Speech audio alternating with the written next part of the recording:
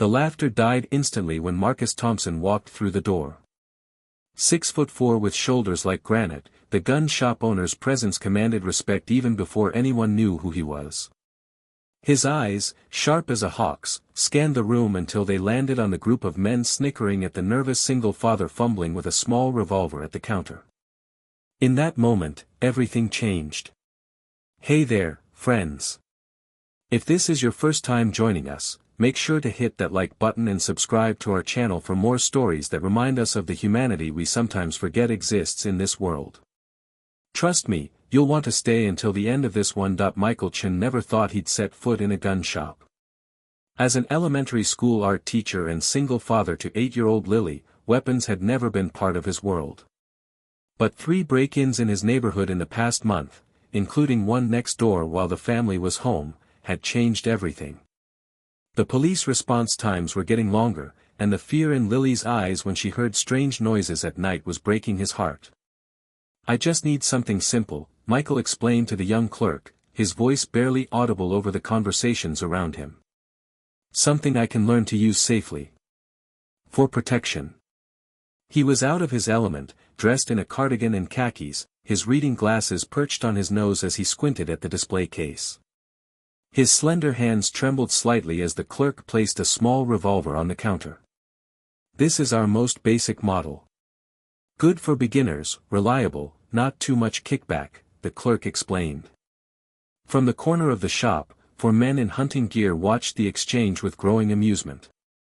Look at this guy, one whispered loudly enough to be heard. Bet he's never even seen a gun outside of movies.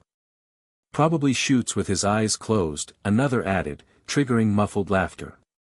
Michael's cheeks burned with embarrassment, but he kept his focus on the clerk's instructions. He had promised Lily he would find a way to make their home feel safe again, and he intended to keep that promise, regardless of what anyone thought. You'll want to take a safety course, the clerk continued, clearly uncomfortable with the background commentary but trying to maintain professionalism. We offer them here twice a week. The bell above the door chimed, and the shop fell silent as Marcus Thompson entered. The owner of Thompson's Firearms had a reputation that preceded him, 20 years in special forces before returning home to open the shop his grandfather had started in 1952. His presence was like a sudden change in barometric pressure. Marcus nodded to the clerk and walked directly to Michael, ignoring the now silent group of hunters. First time, he asked, his deep voice surprisingly gentle. Michael nodded, swallowing hard. That obvious, huh? Everyone starts somewhere, Marcus replied, extending his hand. Marcus Thompson. This is my shop.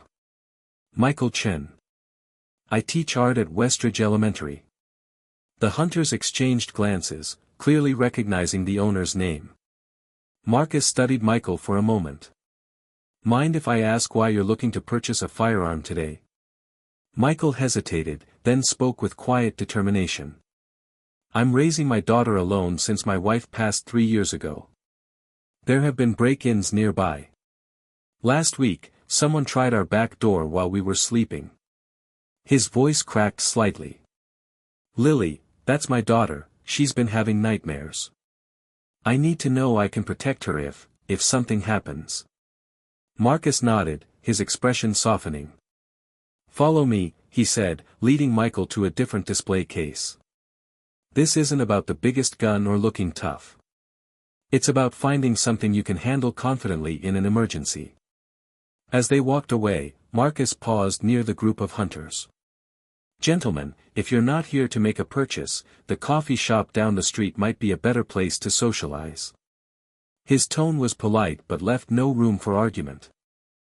The men shuffled uncomfortably, the largest of them clearing his throat. No disrespect intended, Marcus. It's not me you disrespected, Marcus replied evenly before continuing to the other display case with Michael. For the next hour, Marcus personally helped Michael understand the basics. He showed him several options, explaining the pros and cons of each with patience and clarity. There was no condescension in his manner, only the careful instruction of someone who understood that knowledge was the foundation of responsibility. The most important thing isn't the weapon, Marcus explained. It's the training. No one should own a firearm without knowing how to use it safely and effectively. By the time Michael left the shop, he hadn't purchased a gun. Instead, he had signed up for Marcus's comprehensive safety course, which would begin the following weekend. One step at a time, Marcus had advised. Let's make sure this is right for you before you make any decisions. The following Saturday, Michael arrived at the range behind Thompson's Firearms for his first lesson. To his surprise, he wasn't alone. 5 other people were there, including a young woman who looked barely out of college, an elderly couple, and a middle-aged woman whose hands shook worse than Michael's had in the shop. "Welcome, everyone," Marcus greeted them. "Before we handle any firearms, we're going to spend today learning the fundamental rules of gun safety." For 3 hours, Marcus walked them through the basics. Always treat every gun as if it were loaded, never point a gun at anything you don't intend to shoot, keep your finger off the trigger until ready to fire, and be sure of your target and what's beyond it. Michael took careful notes, asking questions when something wasn't clear. By the end of the session, he felt a new sense of respect for the responsibility that came with gun ownership. As they were packing up, Marcus approached him. "You did well today. You listened carefully." "Thank you for taking the time," Michael replied. "I want to do this right." Marcus nodded. "I have a daughter too. She's grown now, but I understand wanting to keep your child safe." He paused. "Would you and Lily like to join us for dinner tomorrow? My wife makes a mean lasagna, and our granddaughter is about Lily's age. Might be good for both of you to make some new friends." Michael was taken aback by the unexpected invitation but found himself accepting. Since Amy's death, social invitations had been rare, and Lily had become increasingly withdrawn. The Thompson home was a warm, inviting farmhouse on the outskirts of town. Marcus's wife, Elena, welcomed them with a warmth that immediately put Michael at ease. Their granddaughter, Sophie, took Lily by the hand within minutes of their arrival, leading her to see the treehouse in the backyard. Over dinner, Michael learned that Marcus and Elena had raised 3 children, including their youngest daughter who had Sophie at 19 and was now finishing college while they helped with childcare. "Family steps up when needed," Elena explained simply. "That's what we do." As the evening progressed, Michael found himself sharing more about Amy's battle with cancer, the challenges of being a single parent, and his fears about keeping Lily safe. "The hardest part is feeling like I'm not enough," he admitted. "Like no matter what I do, I can't fill both roles." Marcus nodded thoughtfully. "You know, when I came back from my last deployment, I was a mess. PTSD had me jumping at shadows, unable to sleep. Elena was basically raising our kids alone while I was physically here but mentally elsewhere." Elena reached over and squeezed her husband's hand.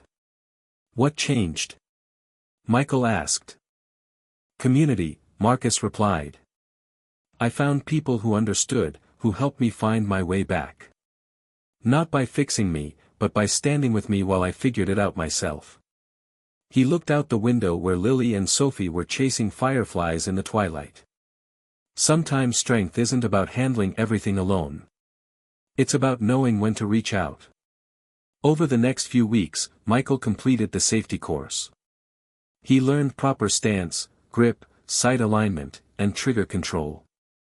He practiced until his hands were steady and his shots consistent. Marcus was a patient but demanding instructor, accepting nothing less than full attention and respect for the weapons they handled. During this time, Michael and Lily became regular visitors at the Thompson home. Lily and Sophie became inseparable, and Michael found himself part of an expanding circle that included other single parents, veterans, and community members who gathered regularly for barbecues and game nights. One evening, after the girls had fallen asleep watching a movie, Michael and Marcus sat on the porch. "I've been thinking," Michael said. "I'm not sure I want to keep a gun in my home after all." Marcus raised an eyebrow but remained silent, waiting for Michael to continue. "It's not that I'm afraid anymore.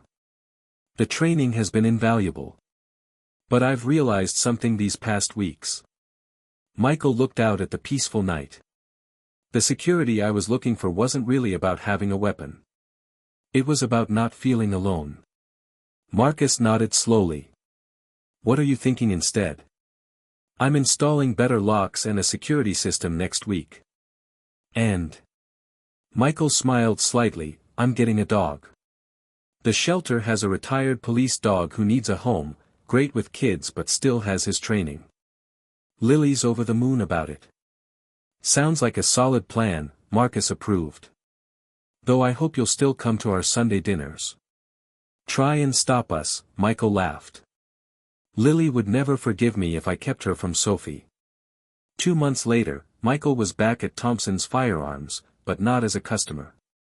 He was helping Marcus organize a community safety workshop that combined personal security, emergency preparedness, and responsible firearm ownership options. The shop had been transformed for the evening event.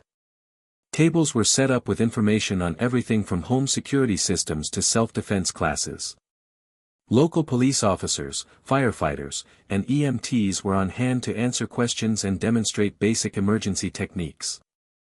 As Michael arranged handouts on child safety, he noticed a familiar group enter, the hunters who had laughed at him on his first visit. They looked around uncertainly until Marcus spotted them and walked over, extending his hand. Glad you could make it, he said, surprising Michael with his warm greeting. The largest man, who Michael now knew was named Dave, shook Marcus's hand firmly. Wouldn't miss it. Brought my brother-in-law too. Just moved to town with his kids after his divorce. Marcus nodded and turned to Michael. Michael, this is Dave and his brother-in-law, Steve. Steve's looking for some advice on home security with kids in mind. Thought you might have some insights to share. Michael found himself face to face with the man who had led the mockery months before. But instead of resentment, he felt a strange sense of completion as he extended his hand. Nice to meet you, Steve. I've learned a lot these past few months. Happy to share what's worked for us. Dave cleared his throat awkwardly. Listen, about that first day. Michael shook his head. Water under the bridge. We're all just trying to keep our families safe, right? The relief on Dave's face was evident as he nodded. As the evening progressed, Michael found himself sharing his journey with several parents, how his initial fear had led him not to a gun, but to a community. How Ranger, the retired police dog, had become Lily's devoted companion and protector. How the security he sought had come in many forms, most of them having nothing to do with weapons. Near the end of the event, Marcus called for everyone's attention. The shop fell silent as he stood at the front, his commanding presence drawing all eyes. I want to thank everyone for coming tonight, he began. When my grandfather opened this shop, he had a vision. He believed that security wasn't just about having the right tools, it was about having the right knowledge and the right community. Marcus gestured around the room. Look around you. Police officers, teachers, nurses, construction workers, retirees, we're all part of this community. We all have something to contribute to keeping each other safe. His eyes found Michael's in the crowd. Some of you know Michael Chen. A few months ago, he came in here looking for a way to protect his daughter. What he found instead was a reminder that none of us has to face our fears alone. Michael felt a lump form in his throat as Marcus continued. That's what tonight is really about. Yes, we sell firearms here. Yes, we believe in the right to protect yourself and your loved ones. But we also believe that true security comes from connection, from knowing your neighbors, from building a community that looks out for one another. As the applause filled the shop, Michael felt a small hand slip into his. He looked down to see Lily smiling up at him, Sophie at her side. Dad, she whispered, are we safe now? Michael knelt down to her level, aware of the conversations resuming around them. Yes, sweetheart. We're safe. Not because of locks or alarms or even Ranger, though those all help. He touched her heart gently. We're safe because we're not alone anymore. That night, as Michael tucked Lily into bed, Ranger curled protectively at her feet, she asked a question that caught him off guard. Do you think Mom would be proud of us? Michael sat on the edge of the bed, taking a moment to compose himself. I think she would be very proud. Why do you ask? Lily hugged her stuffed rabbit closer. Because we were sad for so long after she left. But now we have friends and Ranger and barbecues at Mr. Marcus's house. She looked up at him with Amy's eyes. I think she would like that we're happy again. Michael kissed her forehead, blinking back tears. I think so too, Lily Bug. I think so too. As he closed her door, leaving it open just a crack the way she liked, Michael reflected on the journey that had begun with fear and embarrassment in a gun shop. He had walked in that day looking for a weapon and had found something far more powerful instead, a community, a support system, and a way forward for himself and his daughter. Outside, the security lights illuminated their small front yard, the new fence, and the carefully trimmed bushes that no longer provided hiding places near windows. Ranger lifted his head from Lily's bed at the sound of a car passing, then settled back down when it continued past their home. Michael Chen had never purchased a gun. But he had found security in unexpected places, in the friendship of a former soldier, in the laughter of children playing, in Sunday dinners with extended family they had chosen, and in the knowledge that strength sometimes means knowing when to ask for help. And in that knowledge, both he and Lily had found something they thought they'd lost forever, peace. If this story touched your heart, please hit that like button and subscribe to our channel. We believe in sharing stories that remind us of our shared humanity and the unexpected connections that can change our lives. Leave a comment below about a time when you found strength in community, and join us next week for another story that might just change how you see the world around you.